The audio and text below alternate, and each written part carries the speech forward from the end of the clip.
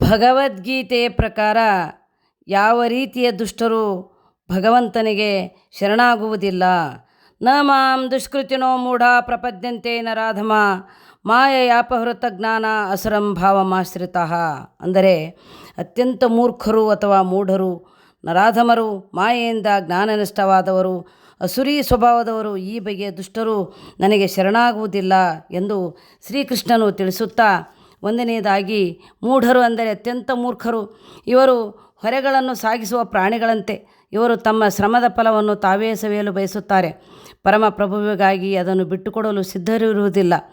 ಹೊರೆ ಸಾಗಿಸುವ ಪ್ರಾಣಿಗಳ ಪ್ರಾತಿನಿಧಿಕ ಉದಾಹರಣೆ ಎಂದರೆ ಕತ್ತೆ. ಯಜಮಾನನು ಈ ದೀನ ಪ್ರಾಣಿಯನ್ನು ಬಹಳ ದುಡಿಸುತ್ತಾನೆ. ಯಾರಿಗಾಗಿ ತಾನು ಹಗಲು ರಾತ್ರಿ ದುಡಿಯುತ್ತೇನೆ ಎನ್ನುವುದು ಕತ್ತೆಗೆ ನಿಜವಾಗಿಯೂ ತಿಳಿಯುವುದಿಲ್ಲ. ತಾನು ಯಾರಿಗಾಗಿ ಕೆಲಸ ಮಾಡಬೇಕು ಎಂದು ತಿಳಿಯದ ಮೂರ್ಖ ಫಲಾಪೇಕ್ಷಿ ಮನುಷ್ಯನ ಸ್ಥಿತಿಯೂ ಇದೆ. ಕರ್ಮದ ಉದ್ದೇಶವು ಯಜ್ಞ ಎಂದು ಅವನಿಗೆ ತಿಳಿಯದು. ಅನೇಕ ಸಲ ತಾವೇ ಸೃಷ್ಟಿಸಿಕೊಂಡ ಕರ್ತವ್ಯಗಳ ಹೊರೆಯನ್ನು ನೀಗುವುದಕ್ಕಾಗಿ ಹಗಲು ರಾತ್ರಿ ದುಡಿಯುವವರು ಜೀವಿಯ ಅಮರ್ತ್ಯತ್ವದ ವಿಷಯ ಕೇಳಲು ತಮಗೆ ಸಮಯವೇ ಇಲ್ಲ ಎನ್ನುತ್ತಾರೆ. ಈ ಮೂಢರು ತಮ್ಮ ಶ್ರಮದ ಬಹು ಸ್ವಲ್ಪ ಭಾಗವನ್ನು ಮಾತ್ರ ಸವಿಯುತ್ತಾರೆ. ಆದರೂ ಅವರಿಗೆ ನಾಶವಾಗಿ ಹೋಗುವ ಐಹಿಕ ಗಳಿಕೆಯೇ ಜೀವನ ಸರ್ವಸ್ವ. ಕೆಲವೊಮ್ಮೆ ಅವರಿಗೆ ಕರುಳಿನ ಹುಣ್ಣು ಅಥವಾ ಅಜೀರ್ಣ ಇದ್ದರೂ ಕರ್ಮಫಲಕ್ಕಾಗಿ ನಿದ್ರೆ ಇಲ್ಲದೆ ಹಗಲು ರಾತ್ರಿಗಳನ್ನು ಕಳೆಯುತ್ತಾರೆ. ಆಹಾರವನ್ನೇ ತಿನ್ನದಿದ್ದರೂ ಅವರಿಗೆ ತೃಪ್ತಿಯೇ. ಭ್ರಾಮಕ ಒಡೆಯರ ಲಾಭಕ್ಕಾಗಿ ಹಗಲು ರಾತ್ರಿ ದುಡಿಯುವುದರಲ್ಲೇ ತನ್ಮಯರಾಗಿರುತ್ತಾರೆ. ತಮ್ಮ ನಿಜವಾದ ಪ್ರಭು ಯಾರೆಂದು ತಿಳಿಯದ ಈ ಮೂರ್ಖ ಕೆಲಸಗಾರರು ಧನಪಿಶಾಚಿಯ ಸೇವೆಯಲ್ಲಿ ತಮ್ಮ ಮೌಲಿಕವಾದ ಕಾಲವನ್ನು ವ್ಯರ್ಥ ಮಾಡುತ್ತಾರೆ. ದುರದೃಷ್ಟದಿಂದಾಗಿ ಅವರು ಎಲ್ಲ ಪ್ರಭುಗಳ ಪ್ರಭುಗೆ ಶರಣಾಗುವುದಿಲ್ಲ.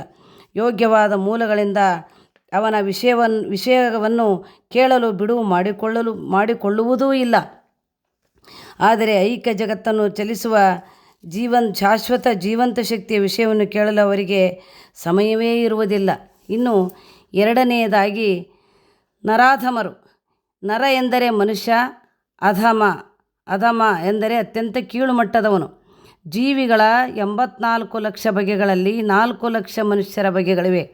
ಇವುಗಳಲ್ಲಿ ಬಹುಮಟ್ಟಿಗೆ ಅನಾಗರಿಕರಾದ ಮನುಷ್ಯರ ಬಹುಸಂಖ್ಯೆಯ ರೂಪಗಳಿವೆ. ಸಾಮಾಜಿಕ, ರಾಜಕೀಯ ಮತ್ತು ಧಾರ್ಮಿಕ ಬದುಕನ್ನು ನಿಯಂತ್ರಿಸುವ ತತ್ವಗಳನ್ನು ಹೊಂದಿರುವವರು ನಾಗರಿಕ ಮನುಷ್ಯರು. ಸಾಮಾಜಿಕವಾಗಿ ಮತ್ತು ರಾಜಕೀಯವಾಗಿ ಬೆಳೆದಿದ್ದರೂ ಧಾರ್ಮಿಕ ತತ್ವಗಳು ಇಲ್ಲದಿರುವವರನ್ನು ನರಾಧಮರು ಎಂದು ಪರಿಗಣಿಸಬೇಕಾಗುತ್ತದೆ. ದೇವರಿಲ್ಲದ ಧರ್ಮವು ಧರ್ಮವೇ ಅಲ್ಲ, ಏಕೆಂದರೆ ಧಾರ್ಮಿಕ ತತ್ವಗಳನ್ನು ಅನುಸರಿಸುವುದರ ಉದ್ದೇಶವೇ ಪರಮಸತ್ಯವನ್ನೂ ಅವನೊಡನೆ ತಮ್ಮ ಸಂಬಂಧವನ್ನೂ ಅರಿತುಕೊಳ್ಳುವುದು. ಮಗುವು ತಾಯಿಯ ಗರ್ಭದಲ್ಲಿದ್ದಾಗ ಅದು ತನ್ನನ್ನು ಬಿಡುಗಡೆ ಮಾಡಬೇಕೆಂದು ತಾನು ಹೊರಗೆ ಬಂದ ಕ್ಷಣದಿಂದ ಅವನನ್ನು ಮಾತ್ರವೇ ಪೂಜಿಸುವುದಾಗಿಯೂ ದೇವರನ್ನು ಬೇಡಿಕೊಳ್ಳುತ್ತದೆ ಎಂದು ಅಪೌರುಷೇಯ ಪವಿತ್ರ ಗ್ರಂಥಗಳು ತಿಳಿಸುತ್ತವೆ. ತಾನು ಕಷ್ಟದಲ್ಲಿರುವಾಗ ದೇವರಿಗೆ ಪ್ರಾರ್ಥನೆ ಮಾಡುವುದು ಜೀವಿಗೆ ಸಹಜವಾದ ಪ್ರವೃತ್ತಿ, ಏಕೆಂದರೆ ಅದಕ್ಕೆ ಭಗವಂತನೊಡನೆ ನಿರಂತರ ಬಾಂಧವ್ಯವಿದೆ. ಆದರೆ ಗರ್ಭದಿಂದ ಹೊರಬಂದ ಮೇಲೆ ಮಗುವು ಮಾಯೆಯ ಪ್ರಭಾವದಿಂದ ಜನನದ ಕಷ್ಟಗಳನ್ನು ಮರೆತು ಬಿಡುತ್ತದೆ, ತನ್ನ ಉದ್ಧಾರಕನನ್ನೂ ಮರೆತು ಬಿಡುತ್ತದೆ. ಮಕ್ಕಳಲ್ಲಿ ಸುಪ್ತವಾಗಿರುವ ದೈವಿಕ ಪ್ರಜ್ಞೆಯನ್ನು ಪುನಶ್ಚೇತನಗೊಳಿಸುವುದು ಅವರ ಪೋಷಕರ ಕರ್ತವ್ಯ. ಗೀತೆಯ ಮಾನದಂಡದ ಪ್ರಕಾರ ವಿದ್ವಾಂಸನಾದ ಬ್ರಾಹ್ಮಣನನ್ನು, ನಾಯಿಯನ್ನು, ಹಸುವನ್ನು, ಆನೆಯನ್ನು, ನಾಯಿ ತಿನ್ನುವವನನ್ನು ಒಂದೇ ರೀತಿಯಲ್ಲಿ ಕಾಣುವವನೇ ವಿದ್ವಾಂಸನು. ಇದು ನಿಜವಾದ ಭಕ್ತನ ದರ್ಶನ. ನರಾಧಮರು ಮನುಷ್ಯನ ಮುಖ್ಯ ಕರ್ತವ್ಯಗಳನ್ನು ಸಂಪೂರ್ಣವಾಗಿ ಕಡೆಗಣಿಸುತ್ತಾರೆ. ಇನ್ನು ಮೂರನೆಯದಾಗಿ ಮಾಯೆಯಾಪಹೃತ ಜ್ಞಾನ ಎಂದು ಹೆಸರು. ಇವರ ವಿದ್ವತ್ತು ಮಾಯೆಯ ಐಹಿಕ ಶಕ್ತಿಯ ಪ್ರಭಾವದಿಂದ ನಿಷ್ಫಲವಾಗಿರುತ್ತದೆ. ಸಾಮಾನ್ಯವಾಗಿ ಅವರು ತುಂಬ ಪಾಂಡಿತ್ಯವಿರುವವರು, ಹಿರಿಯ ತತ್ವಜ್ಞಾನಿಗಳು, ಕವಿಗಳು, ಸಾಹಿತಿಗಳು, ವಿಜ್ಞಾನಿಗಳು ಇತ್ಯಾದಿ. ಆದರೆ ಮಾಯಾಶಕ್ತಿಯವರನ್ನು ತಪ್ಪುದಾರಿಗೆಳೆಯುತ್ತದೆ. ಆದ್ದರಿಂದ ಅವರು ಭಗವಂತನಿಗೆ ಅವಿಧೇಯರಾಗುತ್ತಾರೆ. ಮಾಯಾಯ ಅಪಹೃತ ಜ್ಞಾನ ಎನಿಸಿಕೊಳ್ಳುವ ಜನಸಂಖ್ಯೆ ಈಗ ಬಹುದೊಡ್ಡದು. ಭಗವದ್ಗೀತೆಯ ವಿದ್ವಾಂಸರಲ್ಲಿ ಸಹ ಇವರ ಸಂಖ್ಯೆ ದೊಡ್ಡದು. ಗೀತೆಯಲ್ಲಿ ಸ್ಪಷ್ಟವಾದ ಮತ್ತು ಸರಳವಾದ ಭಾಷೆಯಲ್ಲಿ ಕೃಷ್ಣನು ದೇವೋತ್ತಮ ಪರಮಪುರುಷ ಎಂದು ಹೇಳಿದೆ. ಅವನಿಗೆ ಸರಿಸಮಾನರಾದವರು ಅಥವಾ ಅವನಿಗಿಂತ ಹಿರಿಯರಾದವರು ಯಾರೂ ಇಲ್ಲ. ಪ್ರತಿ ಜೀವಿಯಲ್ಲಿನ ಪರಮಾತ್ಮನೂ ಅವನ ಸ್ವಾಂಶ. ಅವನು ಎಲ್ಲದರ ಆದಿಮೂಲ. ಪ್ರತಿಯೊಬ್ಬನೂ ಅವನ ಚರಣಕಮಲಗಳಿಗೆ ಶರಣಾಗಬೇಕೆಂದು ಬುದ್ಧಿವಾದವನ್ನು ಹೇಳಲಾಗಿದೆ. ಭಗವಂತನ ಅನುಗ್ರಹ ಪಡೆದಿರುವ ಮಾನವ ಜನ್ಮದ ರೂಪವನ್ನು ಪರಮಪ್ರಭುವಿನ ನಿತ್ಯವಾದ ಮತ್ತು ದಿವ್ಯವಾದ ರೂಪವನ್ನು ಅನುಸರಿಸಿ ರೂಪಿಸಿದೆ ಎನ್ನುವುದು ಇವರಿಗೆ ತಿಳಿದಿಲ್ಲ. ಇನ್ನು ನಾಲ್ಕನೆಯದು ಅಸುರ ಭಾವಮಾಶ್ರಿತ ಅಥವಾ ರಾಕ್ಷಸೀ ತತ್ವಗಳವರು ಎಂದು ಹೆಸರು. ಅಂದರೆ ಈ ವರ್ಗದವರು ಬಹಿರಂಗವಾಗಿಯೇ ನಾಸ್ತಿಕರು. ಅವರಲ್ಲಿ ಕೆಲವರು ಈ ಭೌತಿಕ ಜಗತ್ತಿಗೆ ಪರಮಪ್ರಭು ಇಳಿದು ಬರಲಾರ ಎಂದು ವಾದ ಮಾಡುತ್ತಾರೆ. ಆದರೆ ಏಕೆ ಬರಲಾರ ಎನ್ನುವುದಕ್ಕೆ ಸ್ಪಷ್ಟವಾದ ಕಾರಣಗಳನ್ನು ಅವರು ಕೊಡಲಾರರು. ಭಗವಂತನು ನಿರಾಕಾರ ರೂಪಕ್ಕಿಂತ ಎಂದು ಗೀತೆಯಲ್ಲಿ ಘೋಷಿಸಿದ್ದರೂ ಅವನನ್ನು ನಿರಾಕಾರ ರೂಪಕ್ಕೆ ಅಧೀನನ್ನಾಗಿ ಮಾಡುವ ಕೆಲವರು ಇದ್ದಾರೆ. ದೇವೋತ್ತಮ ಪರಮಪುರುಷನ ಬಗ್ಗೆ ಅಸೂಯೆಯಿಂದಾಗಿ ನಾಸ್ತಿಕನಾದವನು ತನ್ನ ಮೆದುಳೆಂಬ ಕಾರ್ಖಾನೆಯಲ್ಲಿ ತಯಾರು ಮಾಡಿದ ಅನೇಕ ನಿಷಿದ್ಧ ಅವತಾರಗಳನ್ನು ಮುಂದಿಡುತ್ತಾನೆ. ಬದುಕಿನಲ್ಲಿ ಇಂತಹವರ ತತ್ವವೇ ದೇವೋತ್ತಮ ಪುರುಷನನ್ನು ನಿಂದಿಸುವುದು. ಇಂತಹವರು ಶ್ರೀಕೃಷ್ಣನ ಪಾದ ಕಮಲಗಳಿಗೆ ಶರಣಾಗತರಾಗಲು ಸಾಧ್ಯವಿಲ್ಲ. ಆದ್ದರಿಂದ ಮೇಲೆ ಹೇಳಿದಂತೆ ಅತ್ಯಂತ ಮೂಢರಾದವರು, ನರಾಧಮರು, ಭ್ರಮಿತರಾದ ಊಹಾತ್ಮಕ ಚಿಂತಕರು ಮತ್ತು ಬಹಿರಂಗ ನಾಸ್ತಿಕರು, ಇವರು ಎಲ್ಲ ಶಾಸ್ತ್ರಗಳು ಮತ್ತು ಅಧಿಕಾರವಾಣಿಗಳು ಬುದ್ಧಿವಾದ ಹೇಳಿದರೂ ದೇವೋತ್ತಮ ಪುರುಷನ ಚರಣಕಮಲಗಳಿಗೆ ಶರಣಾಗತರಾಗುವುದೇ ಇಲ್ಲ. ಚತುರ್ವಿಧ ಭಜಂತೆ ಮಾಂ ಜನ ಸುಕೃತಿನೋರ್ಜುನ ಆರ್ತೋ ಜಿಜ್ಞಾಸುರಾರ್ಥೀರ್ಥಿ ಜ್ಞಾನಿ ಚ ಭರತರ್ಷಭ.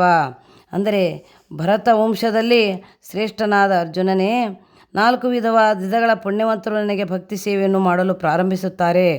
ದುಃಖಿಗಳು, ಜಿಜ್ಞಾಸುಗಳು, ಐಶ್ವರ್ಯವನ್ನು ಬಯಸುವವರು ಮತ್ತು ಪರಾತ್ಪರದ ಜ್ಞಾನದ ಅನ್ವೇಷಣೆ ಮಾಡುವವರು, ಇವರು ಈ 4 ಬಗೆಯ ಜನರು.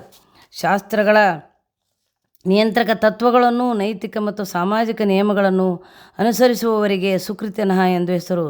ದುಷ್ಕರ್ಮಿಗಳಂತಲ್ಲದೆ ಸುಕೃತಿಗಳಾದ ಜನರು ಬಹುಮಟ್ಟಿಗೆ ಭಗವದ್ಭಕ್ತರಾಗಿರುತ್ತಾರೆ. ಇವರಲ್ಲಿ 4 ವಿಧ. ಕೆಲವೊಮ್ಮೆ ದುಃಖಿಗಳಾಗಿರುವವರು, ಹಣದ ಅವಶ್ಯಕತೆ ಇರುವವರು, ಕೆಲವೊಮ್ಮೆ ಕುತೂಹಲಿಗಳಿಗಾಗಿರುವವರು ಮತ್ತು ಪರಮಸತ್ಯದ ಜ್ಞಾನವನ್ನು ಅನ್ವೇಷಿಸುವರು. ಇವರು ಭಗವಂತನ ಭಕ್ತಿ ಸೇವೆಗೆ ಬೇರೆ ಬೇರೆ ಸ್ಥಿತಿಗಳಲ್ಲಿ ಬರುತ್ತಾರೆ. ಇವರು ಪರಿಶುದ್ಧ ಭಕ್ತರಲ್ಲ, ಏಕೆಂದರೆ ಭಕ್ತಿ ಸೇವೆಗೆ ಬದಲಾಗಿ ಯಾವುದೋ ಆಕಾಂಕ್ಷೆಯು ನೆರವೇರಬೇಕೆಂದು ಅವರು ಬಯಸುತ್ತಾರೆ. ಪರಿಶುದ್ಧ ಭಕ್ತಿಗೆ ಯಾವುದೇ ಆಕಾಂಕ್ಷೆ ಇರುವುದಿಲ್ಲ ಮತ್ತು ಯಾವುದೇ ಐಹಿಕ ಲಾಭದ ಬಯಕೆ ಇರುವುದಿಲ್ಲ. ಇಂತಹ ಸೇವೆ ಮಾಡುವಾಗ ಕಾಮ್ಯ ಕರ್ಮದಿಂದ ಅಥವಾ ಊಹಾತ್ಮಕ ಚಿಂತನೆಯಿಂದ ಐಹಿಕ ಲಾಭ ಪಡೆಯುವ ಆಸೆ ಇರಬಾರದು. ಅಂತಹುದನ್ನು ಶುದ್ಧ ಭಕ್ತಿ ಸೇವೆ ಎಂದು ಕರೆಯುತ್ತಾರೆ. ಈ 4 ಬಗೆಯ ಜನರು ಭಕ್ತಿ ಸೇವೆ ಮಾಡಲೆಂದು ಭಗವಂತನ ಬಳಿಗೆ ಬಂದು ಪರಿಶುದ್ಧ ಭಕ್ತನೊಬ್ಬನ ಸಹಯೋಗದಿಂದ ಸಂಪೂರ್ಣವಾಗಿ ಪರಿಶುದ್ಧರಾದಾಗ ತಾವು ಪರಿಶುದ್ಧ ಭಕ್ತರಾಗುತ್ತಾರೆ. ಒಟ್ಟಿನಲ್ಲಿ ದುಃಖಿಗಳು, ಜಿಜ್ಞಾಸಿಗಳು, ಜ್ಞಾನಿಗಳು ಮತ್ತು ಹಣವನ್ನು ಬಯಸುವವರು ಇವರೆಲ್ಲ ಐಹಿಕ ಬಿಡುಗಡೆ ಬಯಕೆಗಳಿಂದ ದೂರವಾಗಿ ಐಹಿಕ ಪ್ರತಿಫಲಕ್ಕೂ ಆಧ್ಯಾತ್ಮಿಕ ಉತ್ಕರ್ಷಕ್ಕೂ ಸಂಬಂಧವಿಲ್ಲ ಎನ್ನುವುದನ್ನು ಅರ್ಥ ಮಾಡಿಕೊಂಡಾಗ ಪರಿಶುದ್ಧ ಭಕ್ತರಾಗುತ್ತಾರೆ. ಇಂತಹ ಶುದ್ಧ ಹಂತವನ್ನು ತಲುಪುವವರೆಗೆ ಭಗವಂತನ ಆಧ್ಯಾತ್ಮಿಕ ಸೇವೆಯಲ್ಲಿ ನಿರತರಾದ ಭಕ್ತರಿಗೆ ಫಲಾಪೇಕ್ಷೆಯ ಕರ್ಮಗಳು, ಐಹಿಕ ವಿದ್ಯೆಯ ಅನ್ವೇಷಣೆ ಇಂಥವುಗಳ ಮಾಲಿನ್ಯ ಇದ್ದೇ ಇರುತ್ತದೆ. ಮನುಷ್ಯನು ಪರಿಶುದ್ಧ ಭಕ್ತಿ ಸೇವೆ ಹಂತಕ್ಕೆ ಬರಲು ಸಾಧ್ಯವಾಗುವ ಮೊದಲು ಇವೆಲ್ಲವನ್ನೂ ದಾಟಬೇಕಾಗುತ್ತದೆ. ಹೀಗೆ ಪರಿಶುದ್ಧ ಭಕ್ತರ ಸಹಯೋಗದಿಂದ ಕುತೂಹಲಿಯಾದವನು, ದುಃಖಿಯಾದವನು, ಪ್ರಾಪಂಚಿಕ ಏಳಿಗೆಯನ್ನು ಅರಸುವವನು ಮತ್ತು ಜ್ಞಾನಿ ಎಲ್ಲರೂ ತಾವೇ ಪರಿಶುದ್ಧರಾಗುತ್ತಾರೆ. ಆದರೆ ಸಿದ್ಧತೆಯ ಹಂತದಲ್ಲಿ ಭಗವಂತನ ಸಂಪೂರ್ಣ ಜ್ಞಾನವನ್ನು ಪಡೆದು ಅದೇ ಕಾಲದಲ್ಲಿ ಪರಮಪ್ರಭುವಿನ ಭಕ್ತಿ ಸೇವೆಯನ್ನು ಮಾಡುವವನು ಪ್ರಭುವಿಗೆ ಅತ್ಯಂತ ಪ್ರಿಯನಾಗುತ್ತಾನೆ. ದೇವೋತ್ತಮ ಪರಪುರುಷನ ಅಲೌಕಿಕತೆಯ ಪರಿಶುದ್ಧ ಸೇವೆಯಲ್ಲಿ ನೆಲೆಸಿರುವವನನ್ನು ಅವನ ಭಕ್ತಿ ಸೇವೆಯು ಎಷ್ಟರ ಮಟ್ಟಿಗೆ ರಕ್ಷಿಸುತ್ತದೆ ಎಂದರೆ ಐಹಿಕ ಕಲ್ಮಶವು ಅವನನ್ನು ಎಂದಿಗೂ ಮುಟ್ಟಲಾರದು.